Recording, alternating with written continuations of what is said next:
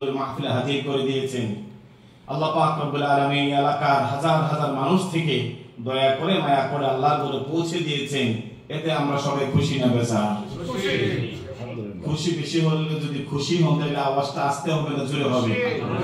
আমরা সবাই খুশি না বেজার? আল্লাহ পাক রব্বুল আলামিন এত মানুষের মধ্যে আপনাদেরকে আজকে আল্লাহর ঘরে পৌঁছে দিয়েছে। সুবহানাল্লাহ, আলহামদুলিল্লাহ। এই জন্য আল্লাহর শুকর আদায় করি আমরা সকলে বলি আলহামদুলিল্লাহ।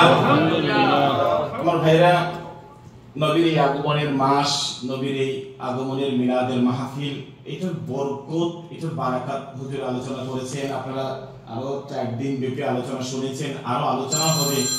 আল্লাহ পাক রব্বুল আলামিন এত বারাকা রেখেছেন যে নবীকে উসিলা করে আল্লাহ পাক এই কুল কায়নাত, আসমান জমিন লাহ কলম জান্নাত জাহান্নাম সব যার উসিলা করে বানালেন তিনি হলো নবী মুহাম্মাদুর রাসূলুল্লাহ। সেই নবীর আগমন, সুবহানাল্লাহ, সেই নবীর আগমন। এই জন্য সকলের জন্য সবকিছু নসিব হয় না, সবার ভাগ্যে সবার নসিব হয় না। আল্লাহ পাক রব্বুল আলামিন যাদেরকে মিলাদুন নবী মাহফিলের জন্য আল্লাহ কবুল করেছেন তারাই আসতে পারবেন। আর আল্লাহ যদি কবুল না করেন, আপনার কোনো কাজ নেই, কর্ম নেই, কিচ্ছু নেই, তারপর বাসা থেকে আসতে পারবেন না। তো হতে পারে আজকের এই মাহফিলকে আপনারা যারা দীর্ঘদিন